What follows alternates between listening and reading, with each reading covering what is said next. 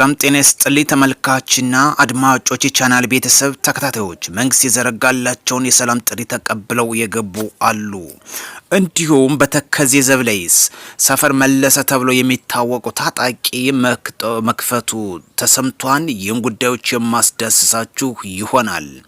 እንዲሁም የቆየ ተብሎ የሚታወቀው የፋኖ ታጣቂም በራሱ በጓዶቹ ታስሮ እንደነበር ይታወሳል። እርምጃ እንደተወሰደበትም ተገልጿል። በትንታኔ የምንዳስሰው መረጃችን ነው። ሌላኛው መረጃችን በዚህ ሳምንት ብቻ የኢትዮጵያ አየር መንገድ ወደ 2 ቢሊዮን በኢትዮጵያ ብር ማጣቱ ተሰምቷል። ይህንም በትንታኔ የማስደምጣችሁ መረጃችን ነው። ጋያይዘን ወደ ቀዳሚው መረጃችን በቀጥታ ስናቀና በጎጃም ታጥቆ ሲንቀሳቀሱ ከነበሩ ከፍተኛ የፋኖ አመራሮች የቆየ ሞላ ተብሎ የሚታወቀው በእናስረስ ማረ በስር ሲማቀቅ ከቆየ በኋላ እንደረሸኑት ተገልጿል። ይህ የፋኖ ትግል በጥቅም ላይ የተመሰረተ መሆኑን በጋድ ያሳየ ጉዳይ ነው። ይህም መረጃ በዛ አላበቃም። ወደ ተከዚህም ማዚጋ ይዘን ስለ ፋኖ ጉዳዮችም የማስደምጣችሁ ይሆናል። የቆየ ሞላ በተደጋጋሚ በሀሳብ ልዩነቶች ከነሱ ጋር እንደነበር ይታወሳል። በዚህም በማታለል በእስር ቤት ካቆዩት በኋላ በግፍ እንደረሸኑት አሁን የወጣለው መረጃ በግልጽ ያመላክታል።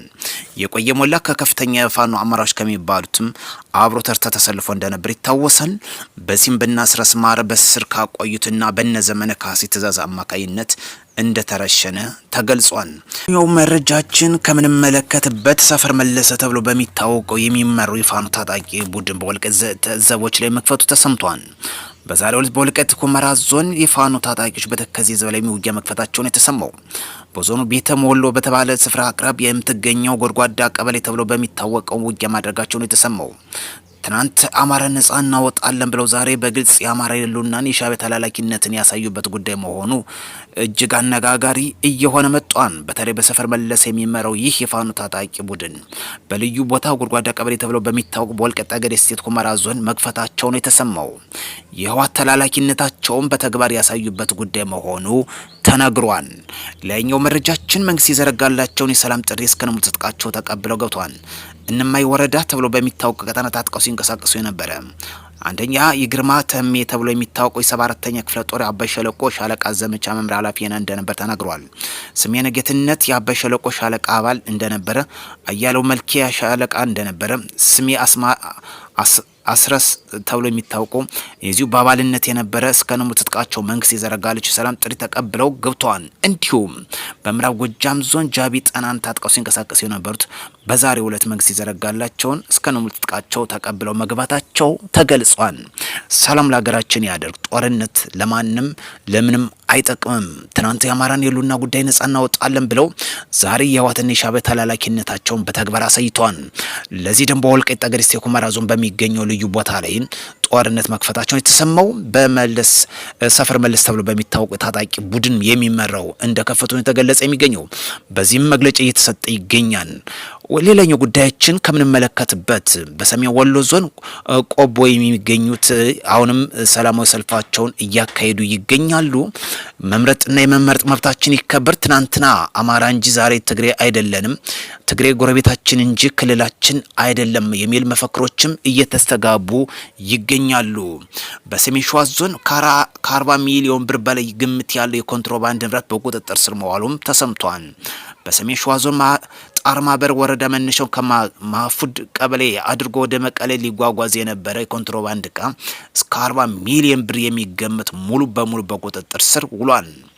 103ኛው ኮማንድ ክፍለ ጦር 5ኛ ንስር ሬጂመንት ዋና አዛዥ ሻለቃ ታሪ ሻቦ ለሚዲያ እንደገለጹት ንብረቱ የተያዘው ጥምር ጦሩ ካከናወኑ የተቀናጀ ክትትል መሆኑም አሳስቧል። ጀግናው የሀገር መከላከያ ሰራዊታችንም ዛሬ ሀገር ደንበራችን እያስጠበቀ ይገኛል። ሰላም ለሀገራችን ያድርግ። ጦረኝነት ይውደም። ከዚህ ጋር ከምንመለከተው ኢትዮጵያ በጦር መሳሪያ ላኪነት በአፍሪካ 3ኛ ደረጃ ተቀምጣለች።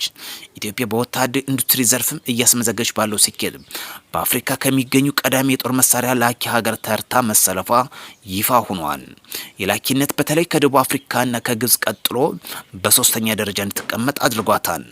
ይህም ስኬት ሆሙቾ የጦር መሳሪያ ማምረቻ ኢንዱስትሪ ለዚህ ውጤት እንደ ዋናነት ይጠቀሳል። ኢትዮጵያ በሁሉ ዘርፍ እያስመዘገበች የሚገኘው ሉዓላዊነቷን ከማስከበር ባለፈ እንግዲህ ላኪነትም ተርታን ትመደብ እያደረጋት ይገኛል። ኢትዮጵያ የአየር መንገድ ሳምንት በማይሞላው ወደ 2 ቢሊዮን ብር በላይ ኪሳራ ማስተናገዱ ተገልጿል፣ ወይም ገቢ ማጣቱ ተገልጿል። የዓለም ጦርነት የአፍሪካ ሀገራት ሁሉንም ቤት እንደሚያንኳኳ በግልጽ ያሳየበት ጉዳይ ነው። የኢትዮጵያ በኢራን ጦርነት በ4 ቀናት ብቻ ከ2 ቢሊዮን ብር በላይ ማጣቷን የተገለጸው ከሳምንት ባነሰ ጊዜ ውስጥ የተቀሰቀሰው የኢራን የእስራኤልና የአሜሪካ ውጥረት ኢትዮጵያ በቀጠናው ተሳታፊ ባትሆንም የችግሩ ግፍ ቀማሽ ከመሆን ግን አላመለጠችም። በተለይ ኢራን ዱባይ ጨምሮ በባህር ሰላጤ ሀገራት ላይ እያደረሰች ያለውን ተደጋጋሚ የድሮንና የሚሳይል ጥቃት ተከትሎ የኢትዮጵያ አየር መንገድ የበርካታ ሀገራት በረሮችን ለማቋረጥ ተገዷል። የተቋሙ ንግድ ዘርፍ ኃላፊ ዋና ስራ አስኪያጅ እንዳስታወቁት የአየር መንገዱ ይህ ደህንነት ያላረጋገጠ ክስተት ተከትሎ እስካሁን ድረስ ከ137 በላይ የመንገደኞችና የጭነት በረሮች መሰረዙም አስታውቋል። በእነዚህ በረራዎች መሰረዝ ምክንያት የአየር መንገዱ እስከ 13.5 ሚሊዮን ዶላር የሚገመት የገቢ ማጣቱም እያስተናገደ እንደሚገኝም አስታውቋል። ጦርነት አይጠቅምም። የዓለም ጦርነት ሁሉንም ቤት እንደሚያንኳኳ በግልጽ የታየበት ጉዳይ ነው። የሀገራችን የኢኮኖሚ አንዱ ዋልታው የሆነው የአየር መንገዳችንም የዚህ በአጭር ቀናት ውስጥ ያጣው የገቢ ማጣት እንደሆነ ይጠቀሳል። በግማሽ ዓመት አጋማሽ ከ4.3 ቢሊዮን ዶላር በላይ ገቢ ማግኘቱ ይታወሳል። ይኸው መረጃችን ከምንመለከተው የተባበሩት አረብ ኤሚሬትስ ቴህራን በቅርቡ ለሰነዘረችው ጥቃት ምላሽ ለመስጠት በቢሊዮን የሚቆጠሩ የኢራን ሀብቶችን ለማገድ እያሰበች መሆኑ ተጠቅሷል። በኤሚሬትስ ውስጥ ከኢራን ጋር ግንኙነት ያላቸው ባንክ ሂሳቦችም ኢንቨስትመንቶችና የንግድ ይዘቶችም ሊወረሱ እንደሚችሉም አሳስባለች። ይህ እርምጃ ለቴህራን ትልቅ የኢኮኖሚ ውድቀት ሊያስከትል እንደሚችልም ተጠቅሷል። ይህ እንቅስቃሴ ውጥረቱ ወደ አዲስ ኢኮኖሚ ግንባታን በመሸጋገር ያሳየ ነው ተብሏል። ውጥረቱም ወደ ላይ ከፍ እንዳደረገውም እየተመላከተ ይገኛል። ሰላም ለሀገራችን ለዓለማችን ያድርግ። እንግዲህ ኢኮኖሚ ሁሉንም ቤት ያንኳኳ ጉዳይ መሆኑ ተመላክቷል። አንዱ ኢትዮጵያ ለዚህ ግፍ ቀማሽ ቆናለች። የአፍሪካ በሙሉ ዓለምን በሙሉ እንደሚሆንም ይህን ጉዳዮች መዘንጋት የለብንም። ውድ የቻናል ተከታታዮች ዕለታዊና ትኩስ መረጃዎችን የምናስደምጣችሁ ሆነ። እስከዛ በአዲስ ገንገናይ ላይክ፣ ሼር እና ሰብስክራይብ እያደረጋችሁ ጠብቁን ዘንድ በአክብሮት እየጠየቅን መልካም ቀን እንዲሆንላችሁ ከወዲሁ ተመኘን።